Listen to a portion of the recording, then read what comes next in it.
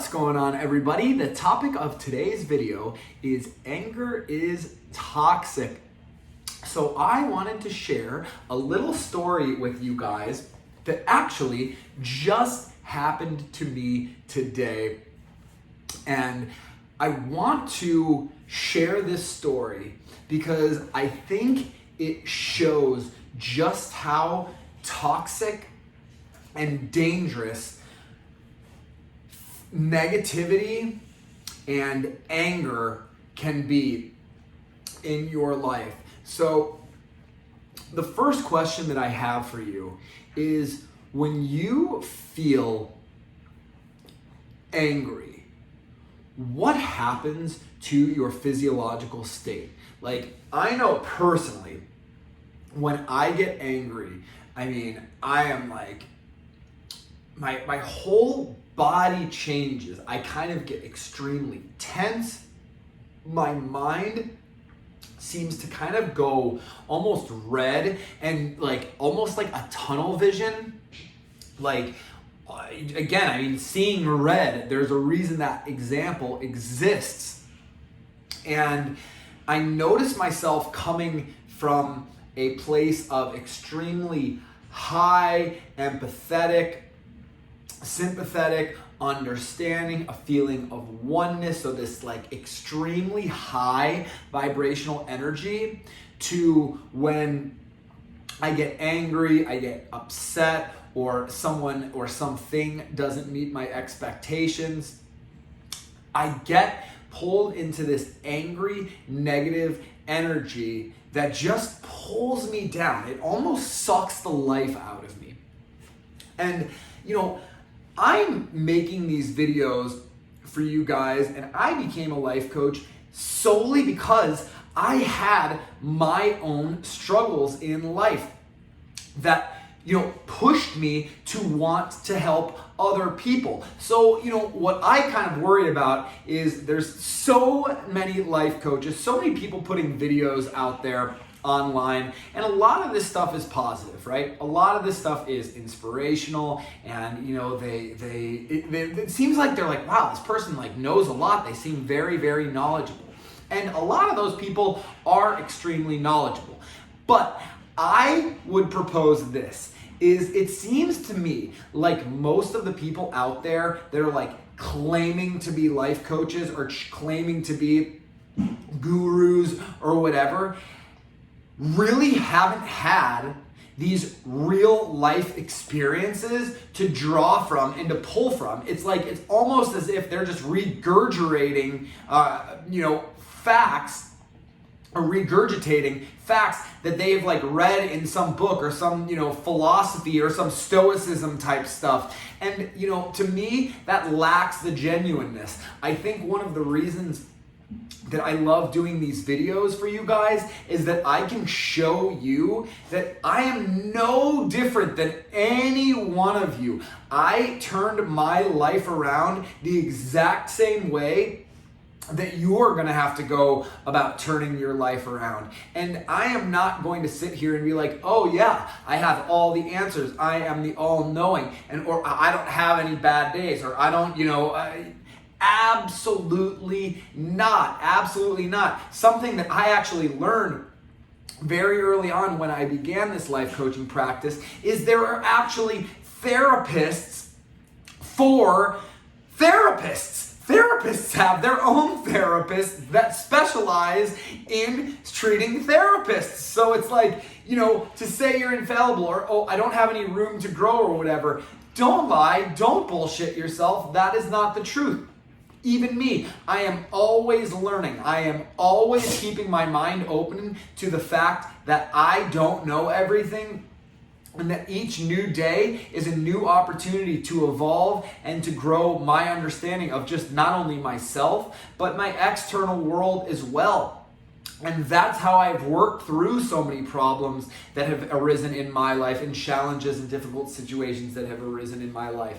And while now I do an amazing job of being able to stay in a calm and balanced state, it usually only takes one thing, you guys, and you know it. You are human beings who have feelings, have emotions.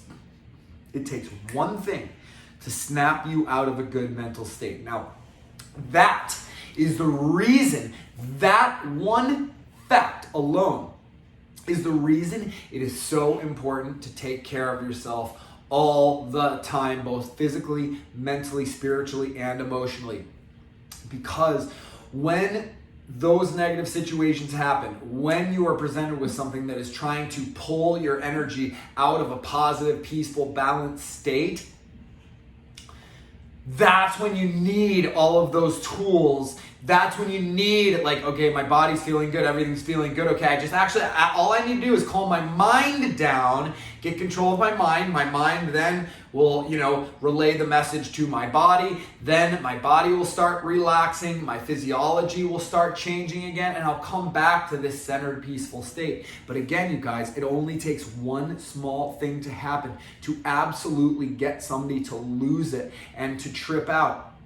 And I was telling you guys I wanted to share a story with you here, so that's exactly what I am going to do. So just prior to starting to film this video, one of my best friends reached out to me and said, hey, do you want to get together? One of our mutual friends and I are getting together to have a little bit of lunch.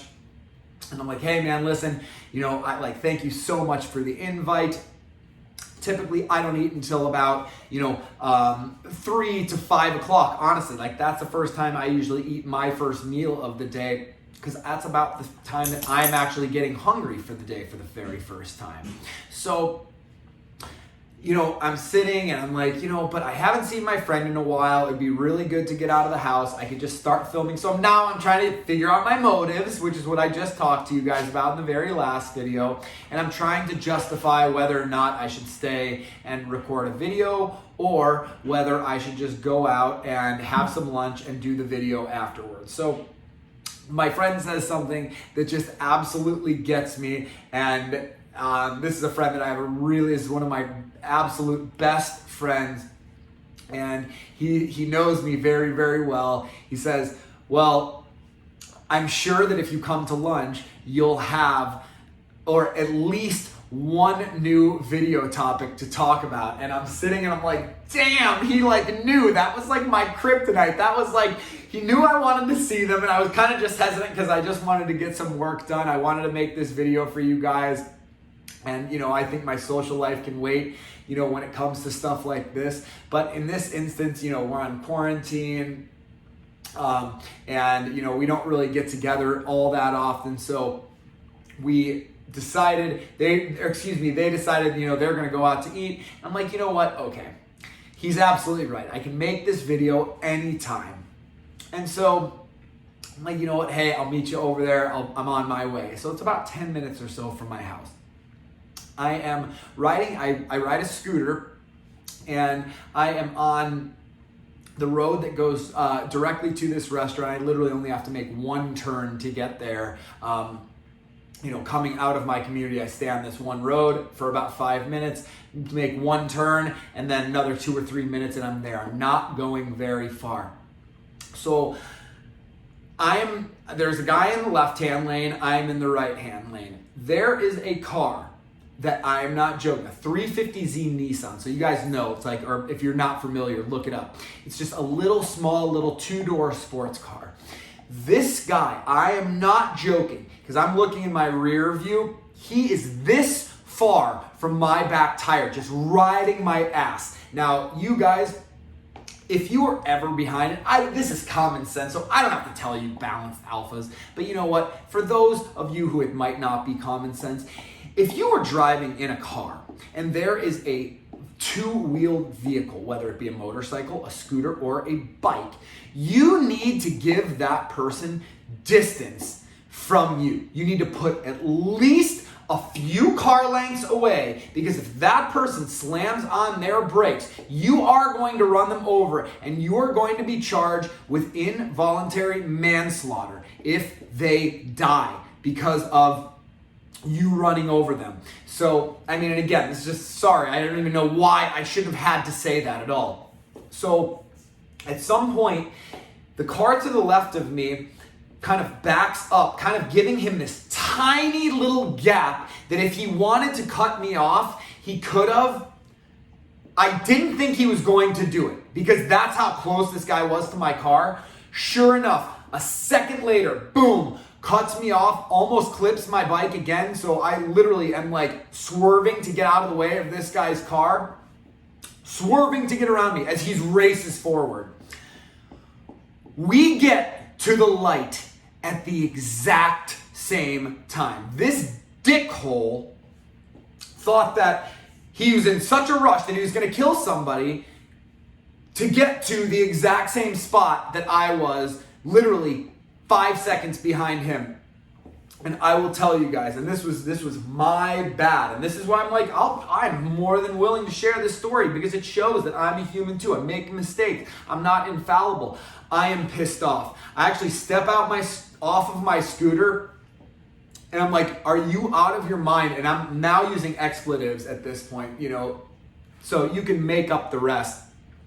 And the guy starts cursing at me, whatever, F this, F that, whatever. And now I'm like, dude, really?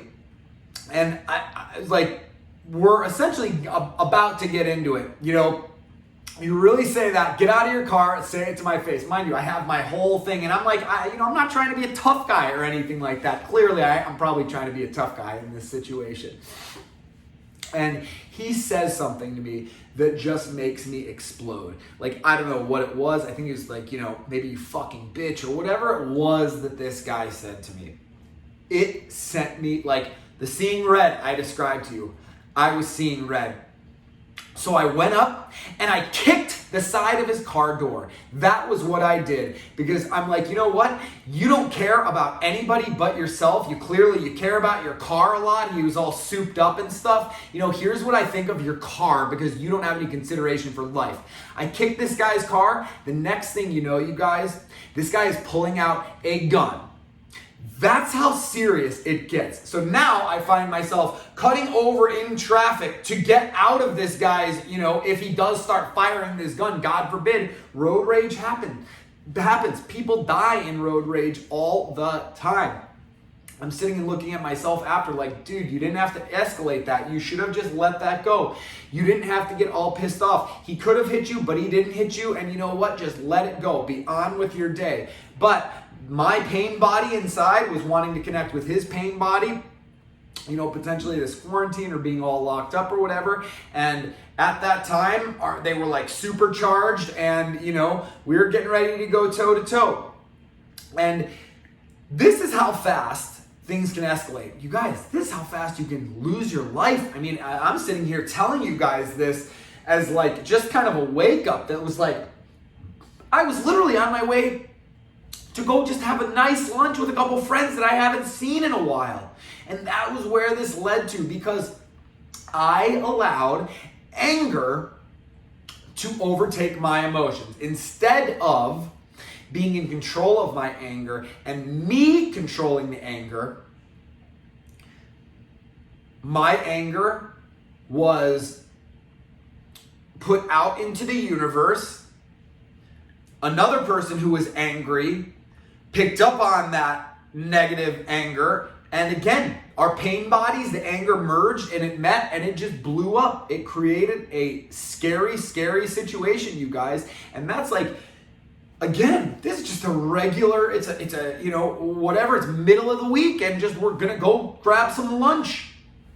And that's how fast things can get out of control. That's how fast things can spiral. So you guys, it's not about controlling someone else because I can't control what that guy did. I can't control that this guy's a fucking asshole douchebag, right? I can't control that. He's a piece of shit. He's miserable and he wants to take his misery out on other people. The guy was huge. He didn't take care of himself. I could just see he was just fat and just, didn't take care of himself. I'm not even saying like, against, fat people or anything like that. I hope you guys don't think that. But it's like this guy clearly didn't care about himself. Therefore, he didn't clearly care about anybody else. I mean, like you're literally, buddy, you're about to kill somebody in cold blood right here because they called you out for almost killing them and you didn't take any responsibility or accountability for it. Instead, you like tried to put it off as if I was the dick. That's, again, it's not me. It's not about me trying to control him. It's about me taking control and ownership of myself. And you guys, don't allow toxic, negative energy like anger to enter your life. When a situation has got you so wrapped up, you've just got to step back from the situation. I know it's going to be so hard to do when you are seeing red, but just like take a step back, like, oh, okay, I'm angry. I don't make the best decisions when I'm angry. I don't do the right things when I'm angry or when I'm frustrated or I'm heated. So just taking that step back. You guys, you've got to learn to de-escalate situations. I have to practice better learning to de-escalate situations. I make these videos in a lot of ways so that I can reiterate the wisdom and knowledge and strategies that I already have to you guys so that I can continue to learn from them, so that I can benefit from them. I mean, this is helping me work through my issues just as much as I am helping you work through your issues. Just because I have a good ability to, be objective when people come to me with problems or challenges and help them, it doesn't mean that I don't experience problems. It doesn't mean that I'm infallible or that I'm perfect or I never make mistakes. That is like, I'm showing you guys my vulnerability in these videos, in this video in particular. It's like, I'm the first to admit it. This isn't a situation I was proud of. This is not a situation that I'm like, oh yeah, this is what this is cool. It's not cool, you guys. What happened today was like really scary, and it was a total wake-up call for me that it's like, wow, you really got to do a better job of managing your emotions when you get heated. So my question for you guys today is, what are the things or like pet peeves that get you heated? That like, what is it that, maybe your boss or your partner or your spouse or your friends say that just trigger you? Like, it'll get you livid and maybe like seeing red to where you're just completely clouded. You can't chill out. You can't relax. What is it? What are those things that like take you to that level? Today, it was somebody literally feeling like somebody was actually trying to kill me in a vehicle. That to me, when somebody doesn't have a regard for my life, that infuriates me. That infuriates me. That is pure stupidity. That is absolute ignorance. And to me, there is no exception for it. And that infuriated me. But I am still the one responsible at the end of the day for how I show up and the way that I act. So remember that you are as well. So let me know in the comments below what the things are that trigger you, and then what you plan to do to de-escalate and come down and find a balance when you find yourself in those challenging situations. So with that being said, if you want my help working through a difficult or challenging situation in your personal or professional life, I would love to hear from you. You can get a hold of me by heading over to my website at thebalancedalpha.com, signing up for whatever coaching session works best for you there. But until then, do not allow anger or toxic energy to enter your life, and you will stay in a much more peaceful, fulfilled, and balanced state of mind. So until the next one, you guys, take care of yourself. I will see you guys soon.